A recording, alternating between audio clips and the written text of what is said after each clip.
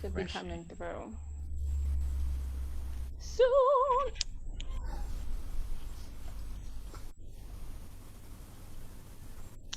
There we go. There we go. There we go. There we go. All right. This is super cool. So we're just gonna so we're live now. We're just going to see who's in our comments. And just like we did before, ladies, if you see anybody in the comments and you want to just acknowledge them, we should be doing that. Acknowledge them. And then if they have any questions, they can, address them to whomever they want to address it to. Right. And we'll try to bring in questions and whatnot as it comes forth. So, Yep. Come in Yep. closer. Coming closer. Yeah, because I'm going to have to be reaching and typing. Yeah.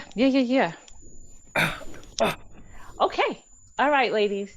So we are here, the Curled Queens. We have started this is our second time talking, and I'm just like super excited to just have this topic tonight about the myths of a strong woman. So before we kind of get started into that, we are still in Women's History Month. This is the last day of Women's History Month. So hello, ladies, we're here. The last day of Women's History Month, and there are so many women that are making history. And again, like we said before, for Black History Month, we acknowledge ourselves in Black History Month, and we talked about meaningful topics for Black History Month. But we are Black yesterday, today, tomorrow. When we die, we're still going to be Black, and the same holds true for being women. Acknowledging women is always a good time to talk about women and acknowledging women. So tonight, we're going to be talking about the strong woman, the myths of a strong. If I could just say that, because I got these Invisaligns in my mouth, and they're not always cooperating.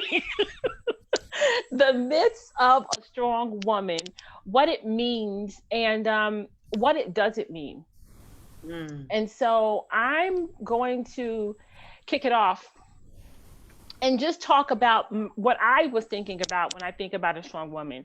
And it evolved and it changed, right? So when I was younger, the strong woman was my mom, my grandmother, my aunties, right? Those are the women that I saw in my family. And so those were the strong women in my life that I saw. And then as I got a little bit older, the strong woman became the mover and the shaker, right? Because now I'm working, and it became the boss lady. And so I, being a woman working in a man's industry, I work in technology on Wall Street, I was oftentimes the only woman in the room or at the table, or it just became my normal, right?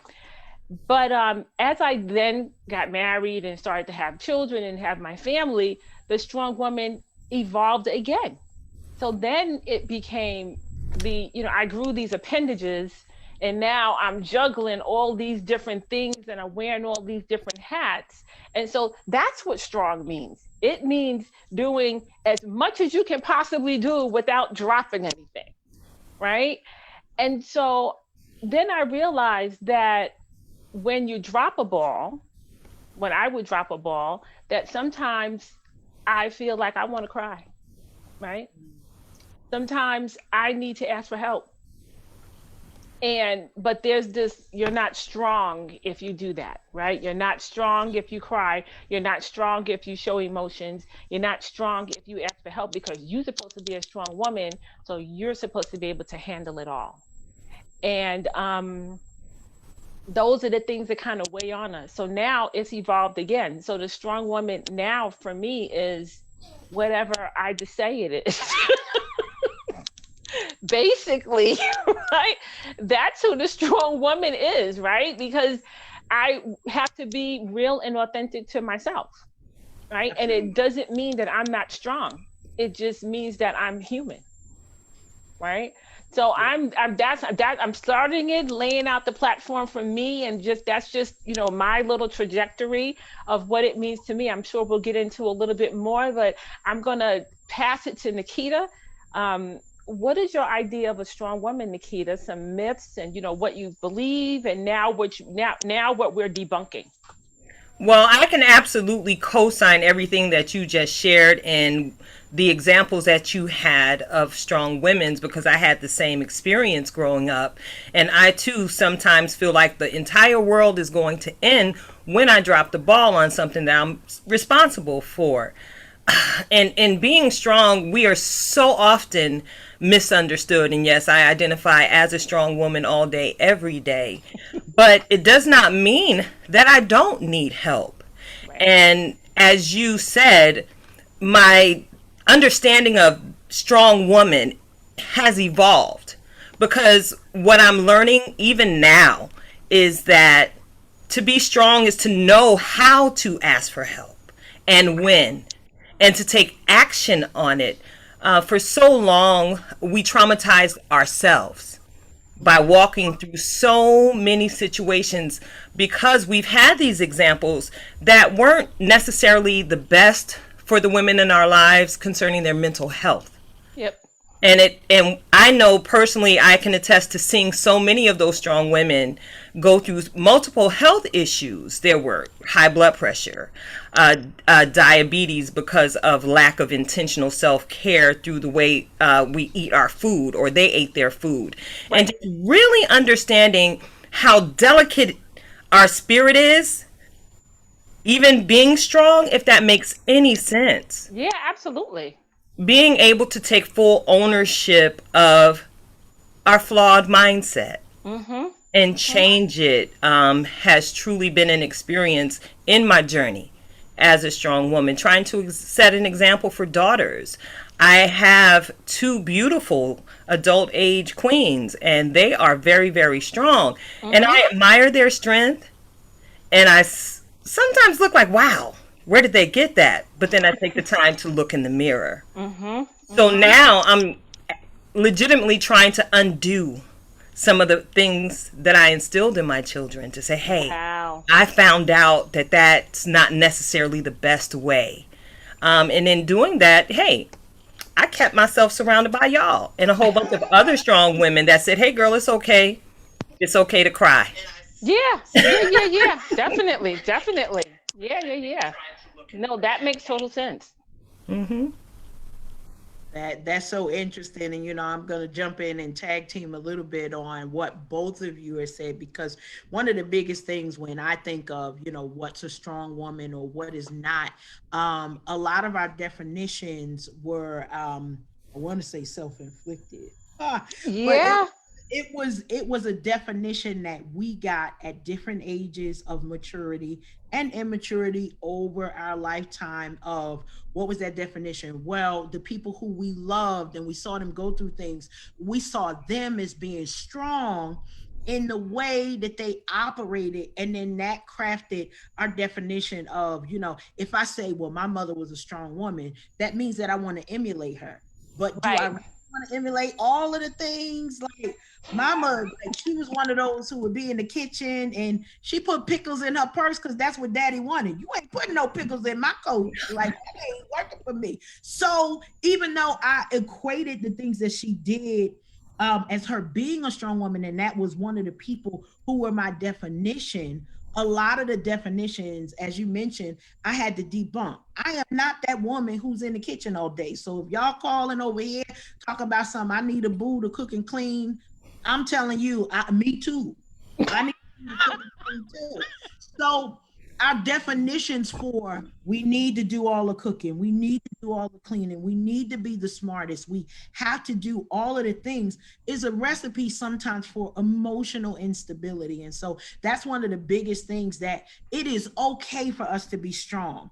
But when we think biblically, and we see in the scriptures that God becomes our strength and our weakness, there is beauty in those weak moments. And I have to tell, the people who come into my life in the dating arena, listen, I'm a boss all day. I don't Yeah. want to be a boss. When I get in the house, I need you to be like, Karen, I got you. Probably why somebody in here right now. Well, But that's another conversation for our Sure, Queens. But when we're thinking about it, we got to be careful of having self-reflection on what we allowed our definition to be. And as our sister Tilted already said, unlearning some of those things and like going back to our children and saying, you know what, I went a little further ahead in my journey and turns out I wasn't right about all of these things. And sometimes you got to issue apologies as mom and sister and friend to say, I thought I was doing it right, but I see that I may have been causing more harm than good. And that's one of the Yeah. challenges, you know, there's a lot of guilt that comes with that stigma of how do we always represent the picture of a strong woman, you know, but even Wonder Woman takes off her cuffs and puts her lasso down every now and then. Okay. She want to be cute and she takes hold of her feminism at those times. So it's a lot that goes on with it. But you know, y'all, we gonna get in it and talk more about it because this is kind of where we are. Yeah. Yeah, and I got a question for you two. So out of the things that you had to sort of dispel in your personal definitions, or I don't even want to say definitions, in your personal kind of reflection of this aspect of you being a strong woman may have been not the right fit for you. What kind of comes to mind as sort of that one thing? I know Tilted, you already talked about a little bit about being able to ask for help. Is that your number one? You know, is it apologies? How do you, you know, is it showing a softer version of you? What's that area that, you know, you still are having some challenges in and want to really figure out, you know, how can we retrain our thoughts for the strong woman myth? Well, for me personally, I'm working on presenting a softer version of myself. You know, I have what is known as RBF. Um, Many of you know that I'm very intentional about smiling, but I'm really learning to pay attention to even my body language, even when I'm speaking to people. I mean, because I had asked my supervisor one day if there was actually a class I could take to learn how to fix my face, but they could not refer me to anyone. And you know, it's okay with that. So even in how I choose my words to express myself, I'm really being intentional about how I even do that. So people don't think I'm all grrr. Because at the end of the day, I'm so soft. It's unbelievable. And y'all know that. You know what I'm saying? But so many people don't because they don't get to see me in my day to day. And I really don't talk about what I do. Y'all know me. My motto is I don't talk about it. I'm really about it. So, again, I'm evolving as so many of us are. And as so many of us should continue to do. So yeah, that's my area that I'm really being intentional about. And at the end of the day, I'm like a strong drink of coffee, you know? When I was considering this conversation tonight, who really does not enjoy a strong drink of coffee? I mean, not for nothing, had I not had a strong drink of coffee this afternoon, I might not be on this live with you all tonight. I know. I know. There, you know, the strong woman, you know, doing her day to day. Yeah. For me, Karen, that's a good question. And I've been working on that for a long time. And so I grew up in a family of a lot of women, strong Black women. And it was don't let the left hand know what your right hand is doing in the realm of relationships. And so I went into my marriage being this strong, this strong Black woman, and I had to retrain myself. Right? I had to retrain myself and figure out ways to make room for my husband. And that was not easy, right? One, making room for him, and then two, protecting that space and then keeping other people out. Mm. Right?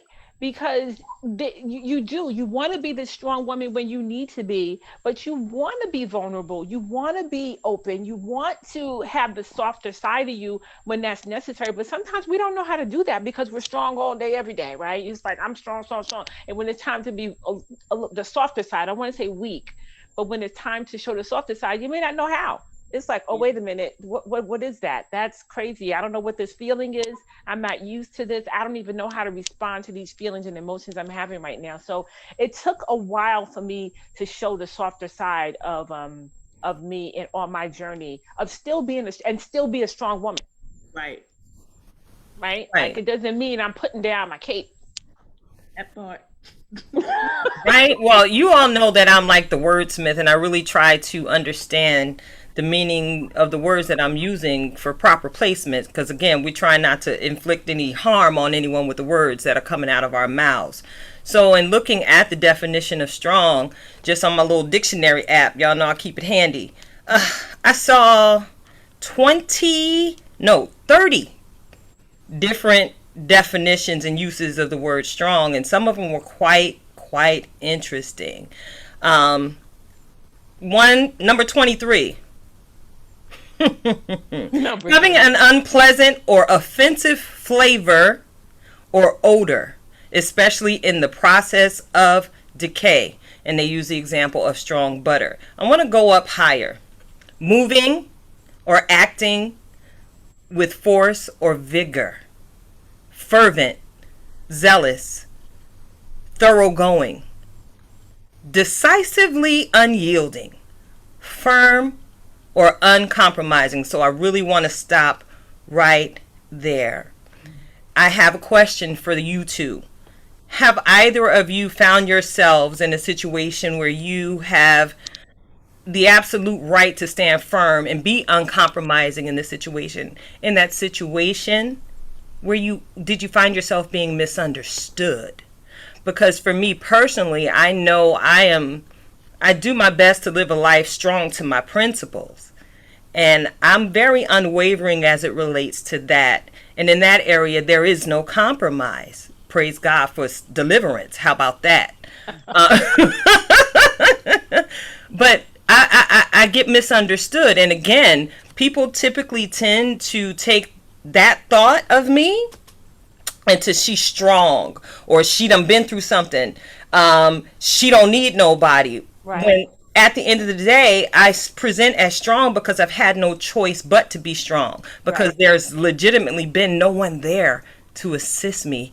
And that's where I find myself so often being misunderstood, especially in the area of relationships and trying to date up out here in these streets.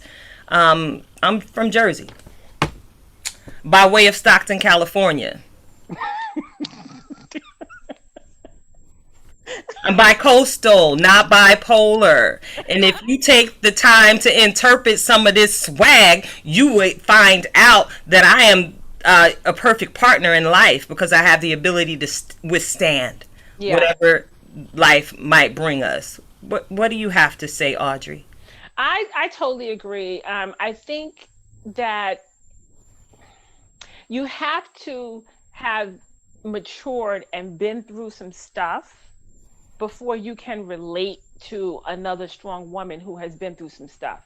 And I think that's where the misunderstanding comes from, right? Because it's a myth. It's a myth that you're so strong and that you can do everything, right? The myth, and so people, they drank the Kool-Aid and they believe the myth, and not really realizing that sometimes that strong outer shell, it's a defense mechanism to protect us from something that's deep on the inside, because we don't want to be hurt again and again and again. So we do that, and it takes another woman or another person who understands those dynamics to say, okay, I see you, Nikita. I know where you're coming from, and I know that that's not really how you're feeling. You're not really an angry Black woman. No, I'm just a little strong. Because you've been through some stuff. You've been through some things. And then I think if you were to sit down and talk to the person who's misunderstanding you, right away. They're going to understand. Go, oh, okay, all right. I didn't know that about you. Well, of course you didn't. Yeah. Exactly. And that's typically that why. Because I am going to take the time to ask you, well, why do you feel this way? Mm-hmm. It's very rare that you can run into people who do the same, you know? It's RBF. Y'all funny. This is what I'm doing all night then. Here we go. That part. I don't think you have that though, Nikita. RSF, resting smiling face. There you go. Exactly. And you know, one of the things for me is I always am reminded of the quote we get from one of our friends who says, "Practice makes permanent." So the more that we do it, the more that we get better at it. I had one friend who, I believe that he used this term, and it was supposed to be negative, but sometimes my brain recalibrates things. And he said to me, he was like, "Karen, you are relentless." And I think, and he said it with such, you know, like, I'm tired. Like You wearing me out, girl.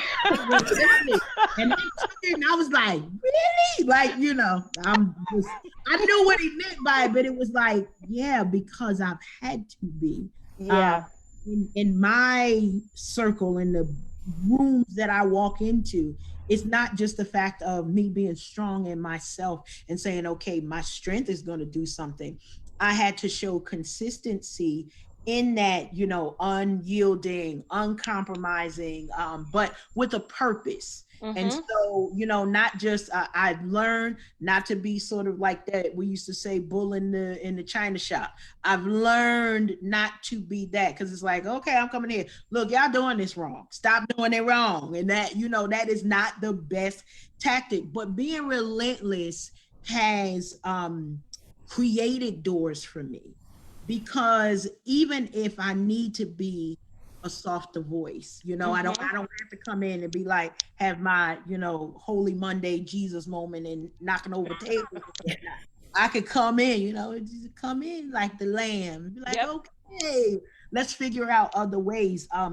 But still it's down to that, because part of being misunderstood is that when people hear my story, they see themselves. Yeah. And that's one of the reasons why I know, like, the platforms that God puts me on, and as the doors open again, you never know what door I'm opening and what's on the other side. But I know that when people take the opportunity to have a conversation, you're going to be a friend for life. Like, this is not just okay, like there's no, and I would say that about my family all the time.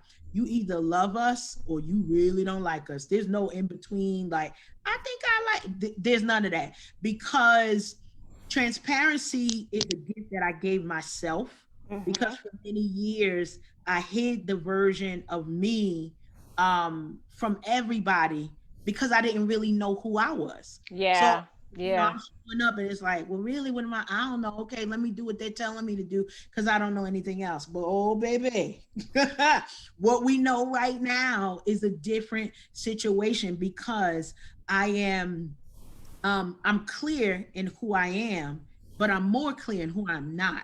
So yes. When people are like, "Will you do?" No, I will not. I will not. I will not.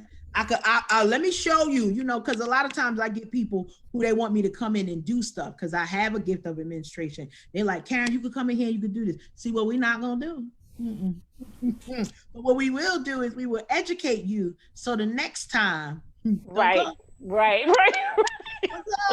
know, and that's the benefit of being an educator. You know, it's like I could give you a fish or I could teach you how to fish. If I teach you how to fish, guess what? Not only will you eat, but you'll have something in your pocket. Yeah. That's a revenue for you to make sure you go ahead and then teach somebody else how to fish. So it's a lot in it. And being misunderstood is probably one of the hardest things. And, you know, I talk about diversity all the time, and equality in pay, equality in work, but it also has to be an equality in the support, because specifically in the workplace, a lot of times our strength is evaluated different than if it's coming from a man. Like, if I absolutely say, no, you can't say that. But if John says that, you know, I'm gonna call him out on it. But I'm like, wait a minute. But if I had said that, this would have been a whole different situation. Y'all might have been calling security, Exactly. something like that. I actually experienced something. Well, they didn't have to call security because Jesus walks with me. But I actually experienced the situation on the job where I had someone who was new to the team come in and immediately identify me as her competition because she didn't understand my strength. I would just come in every day focused.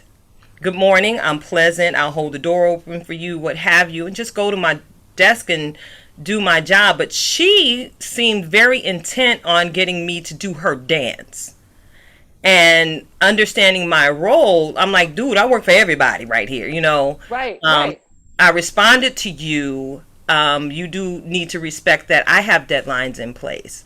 And I legitimately had to fight for my professional life in that situation. Wow. Hey, it happened. But at the end of the day, I was able to speak with my supervisor, and she said, Nikita, I understand you're going through some things, but at the end of the day, it's my job to investigate everything that I'm sent, and the truth always rises to the top. So never once did I experience a reprimand.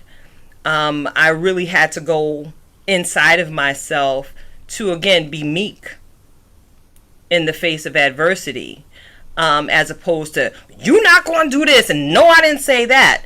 I was able to express myself eloquently and ultimately be seen in a different light, even by the director of the organization. Which And they we had probably were not expecting, right? no, because now they leave me alone because they realize I don't bother nobody. I really don't.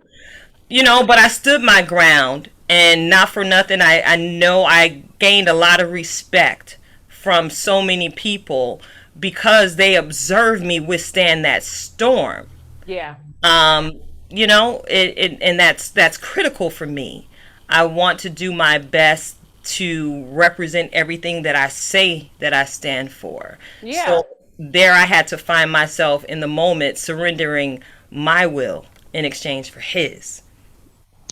Absolutely. I think that's where our strength is serving us, right? As strong Black women, because we do find ourselves in these situations where we have to fight, we have to defend ourselves, we have to hold on to our integrity and just make sure that people are not taking us for granted, running over us, and that we are seen and heard, right? That we have voices, we have something to say, and we can speak intelligently. We actually know how to put words together and communicate effectively. And a lot of times that's not expected. Unfortunately, it's not. They think when they see us that we're angry Black women. But check it out. Even to that effect, we sometimes we absolutely have a right to be angry. Absolutely. Absolutely. Yes. Yeah, Yes. and tired, and All the yes. and underpaid. I remember working on a job, and it was a woman who was there, and she said, "You know what? I'm gonna go get me another job." And we have the conversation, and she said, "If I'm gonna do this much work and handle this much inequity and kind of borderline abuse, they're gonna pay me for it. Like, Run it. y'all gonna All the cash. run me my money if y'all gonna act crazy like that."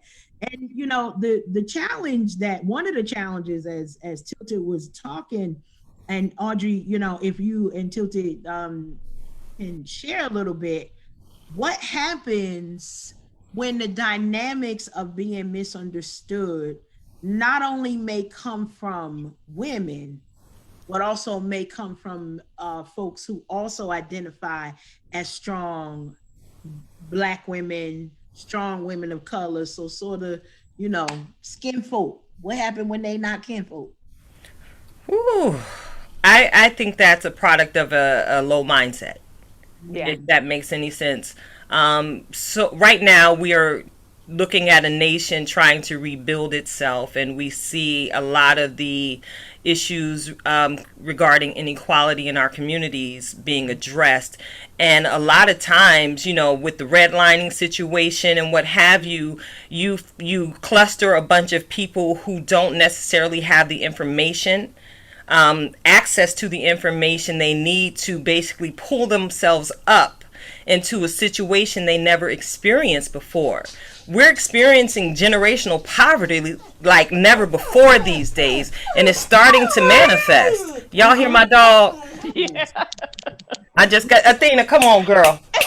We live for real. This Okay, you know she trying to get on the live to let y'all know she's a Exactly. strong woman too. Her name is Athena, the goddess. Come on through, Athena. Come through. She hears you, so she's quiet. Oh my goodness, I love it. I love It's it. live. It's live. We gotta address it. We gotta make it work. It is. It is what it is. It is what it we is. love it. We love it. There's You know, nothing you can do about it. it's important for that. How about for you, Audrey? Like, So in the workplace, I haven't worked with many Black women. got you. To be honest, I that's not the environment that I worked in, so I haven't had that situation. I know other people who have had those situations where they have been misunderstood by kinfolk or Black women that they work with in the workplace. And I really don't know. I don't know if it's just jealousy. I don't know if they just want to be that other person. If they unfortunately they're threatened by them, right? Because unfortunately we don't have the, what's the word I'm looking for, allegiance always to each other when we see each other in certain places where you normally don't see. If I see Karen in a place where I'm a man, I'm immediately, for me, I'm like, oh, yes, okay, there's a sister there, let me talk to her, we have some things in common, we speak the same language, let us get together and let us talk and probably connect it. Not everybody feels that way. Yeah, yeah, yeah. Not everybody does. They feel like, uh-oh, Karen's here. I used to be the only one. Now she's here. It's on. Versus it being that, because I experienced a situation where it was that exact thing, and I approached it like, oh snap, it's two of us here. We about to turn up. Like, exactly. some amazing And things. she was like, excited. She was I don't know you like that. that part. And I was her boss, but that's another story. So it just was, I think, like one of the things that both of you said is about the preparation. And if your mindset is in a place that, wow, we got another level of diversity and we could like really be able to do some things. Like, I was excited because I've never worked for a place where there were two Black women yeah, in the same department. Like, we sprinkle sometimes. Yeah. So to have two in the same area, it was like, oh wow, but you know what, Cameron? Think about it this way. As you were talking, I'm thinking, do we have those conversations with young adults? Do we have those conversations with them? Like when they're growing up, when they're starting their careers, when they're going into the workplace, are we having those conversations to say, if you see another African American man or woman in the workplace, align with that person? Yeah, I have to say absolutely not. I think that one of the things that come to mind is a lot of corporate affinity groups. So like whether it is a African American, affinity group at a particular business. I know in the Lehigh Valley in Pennsylvania, they had that at a lot of the business corporations, so that you sort of have a village within your community of people who can help you navigate through the corporate culture, through the culture of the organization that you're in. Because I think that's a big piece of this when we're talking specifically about the workplace. I mean, life in general is hard how to navigate relationships, but to have somebody who's like, listen, when I got to NC State, I had a conversation, and it was just happenstance, but the person gave me a nugget that I'm still carrying. And she said, give yourself 5 years, because this place is big. She said, give yourself 5 years as the new person and just learn. Yeah. Like, do your best to learn, create relationships, get to know people. Now I think she was like on her 10th year. So she's like, honey, I got battle scars trying to come in here and and push my way in. And so that was a valuable piece of information that I got from somebody else who had already gone through. And sometimes the challenge is, it was another woman who shared this information, but it's like, be okay if just be okay with the process, because it takes time for people to trust. They can trust you. So it's like, okay, well, she coming in here. What's she here for? Why they hire? And I'm here for it. Y'all know all day the strength in me. Butterflies, honey, flower in the air and all. But I took that piece of advice and I share it with other people now. Like, it was a nugget for me, and in front of another new person, it's sort of like, pass the peas, because it worked for me that I did not fight in the places that I didn't need to. So I choose where I need to be the strongest. So like I think we said, we're trying to figure out, how do we soften in places, and that's one of the ways. And the workplace too is like, oh, shut up, put on my RSF, and keep on going. And keep on going. No, it's really true. You just don't, and that's, I think this is where in the Bible where it says the younger women shall teach the older women shall teach the younger women, and not always in age, right? Like, it's just maturity. But it's important that we do that. And it's important that we teach our children to do that when they're entering to the workplace or wherever they go. Like, if you travel down a road and you see someone else coming down the same road, reach back and help that person. Right? Don't let them do it on their own. Don't have this, look, I did it, ain't nobody helped me, so they just got to figure it out on their own. What? That's not why it was given to you. That's not why that's not why we have all the gifts, talents, and abilities that we have. That's not why we went through this path. We went through it so that we can, what's the word? I'm not a country person. It's like we till the soil, right? Yes, we till the soil. Till the soil, and then we lay the foundation so that someone else can just walk across it. That part. And somebody did it for us, when we think about our absolutely those who are in. It was funny because as we were talking earlier, I put that some of the notions that we need to debunk is that whole thought of it was a pet peeve of mine to hear. It's like, sisters doing it for themselves. I'd be like, okay, I get it, but do we have to? Right. Like, and why do we have to? Why do we? Like, why? What if we try to create a village and figure out how do we go further? Because we go further, together, everyone achieves more. We got the acronyms, we wore the t-shirts and drank the coffee out the mugs. But the challenge is, until we put that in practice and teach our children. So teaching our daughters and our sons, because absolutely, when we're teaching our sons, it is to make sure that they are rightfully taking their place in support of the relationships that they're in. So it's not just because you're a husband. You could be a cousin and be a supportive male to somebody. You can be a brother and uncle, making sure that the women in your life, if you can be a help them.